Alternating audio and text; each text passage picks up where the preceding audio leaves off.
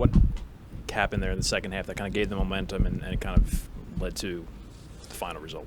Yeah, no, it definitely snowballed. We'll have to look at the film to really figure out exactly what went wrong. But they did a good job making shots. They capitalized on some momentum, and we just let, whether it was a missed shot or a turnover, snowball. And then before you know it, against good teams and in this league, you can't do that. And then all of a sudden, you're not getting stops. You're letting the offense dictates how your defense is played, and then your defense dictates how your offense was played. And we just got in a rut we could never get out of. Things are snowballing like that on the road at a place like this. How much more difficult does the crowd and the environment make it for you guys to kind of battle? I mean, for us, obviously everywhere you go in this league, there's a good crowd, and this is obviously, the same way. We knew that coming in. It's just more disappointing when I think there was a lot of self-inflicted wounds. Give them credit. They do what they do, and they do it really well. But I thought you look at the turnovers to have. I think we had like 4 or 5 at halftime. And all of a sudden, you had 10 or 11 in the second half in 20 minutes. That's not a recipe for it going very well for you. And it is. It's kind of those self-inflicting wounds. So we really have to look at the film and dissect that and figure out what we got to do better. Excuse me.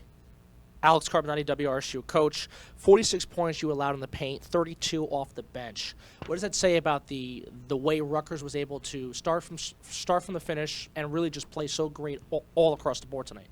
No, they did a good job getting inside, and obviously we're thin right now at that spot. We were willing to give up some stuff within our zone, and they did a good job of kind of capitalizing, whether it was with the post up, with the drive, with just kind of different stuff they did within their zone offense, and we didn't respond very well to that, especially in the second half. In the 6-game losing streak you're currently on, you've given up over 430 points. How do you look to limit the amount of points you're giving up during the span? I just got to play better defense. Anything on Dawson, and how close was he to playing? Yeah, he was close. He wants to play. He prepared to play, and it was just kind of a decision that we made last minute that, I'm not going to put him in jeopardy, and I don't want him out there if he's not confident in it and he's not able to give us really good minutes. It's not fair to him. Hey, Coach. You guys had 30 assists tonight, set a new record for Rutgers in a Big Ten matchup. You also had 6 players score over 10 points. What does that say about this team and the talent of each individual player on this roster? I mean, they're a good team. They, I was an assistant here when Steve, when he got the job and been able to see it kind of really develop and grow. And they're a veteran crew. I mean, you look across the board, those guys all know how to play. They've all won. They've all, experienced NCAA appearances. And that's what you want a veteran team to do, and those guys know how to play. So I'm not really surprised. Obviously, we didn't help our cause by not playing as good as we could in the second half, but that doesn't surprise me. That's kind of how their team is. They're balanced. They share it. They play with the thought of the open guy is going to get the shot, and they did a good job making shots tonight. With Dawson Garcia not playing, Joshua Ola-Joseph, filled in, had a pretty good game, 17 points, 8 rebounds. Is that something that you guys are really trying to emphasize next man up when you're dealing with injuries like that?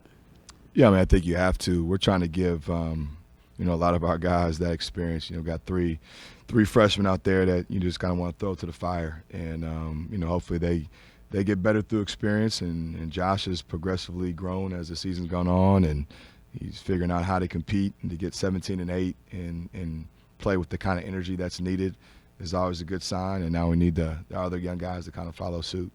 Just one more question for you, Coach. You look at, your next game, it's at home versus Maryland. You're coming off this, 6-game losing streak, like I mentioned. How will you look to bounce back at home? You won 5 games at home this year. You played very well at home in many ways. How can that, carry into this weekend? Yeah, we just look at it game to game. Whether we lose or win, we're trying to develop something and grow it.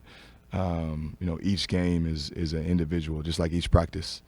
And so obviously we gotta figure out what went wrong in this game, but we got to worry about tomorrow, and we got to be able to bounce back and have a good practice tomorrow, and then have a good practice the next day, and then prepare for Saturday. And again, win or lose, we can't let that dictate how we go about our business. Again, we got to figure out a better way to respond come Saturday versus Maryland. Ben, you've seen a lot of teams in this league now so far this season. Standings are very smushed from number 2 down to something like number 12 out of the 14 teams. Where does Rutgers stand in the midst of that? When you face a team like this tonight, where do you think that they stand? It's such kind of a muddled, competitive conference. What are your thoughts on it? Yeah, no, I think they're right up there. I think they've done what we all like to do is a really good job at home. And when you can win at home and create that home court advantage, that's huge because it's so hard to win on the road. And I think just, again, with their experience is really paying dividends. And, again, this is a team that, has had success across the board regardless of who they've played in our conference. And so, they've got to be considered as one of the top echelon teams. And, again, their brand and their style, the way they guard, their leadership that they have, the fact that they can have balanced scoring like they do, they share it. I think anytime you play like that and you're unselfish and you've got veteran players, you're going to give yourself a chance. And there's a reason why they've been pretty successful this year.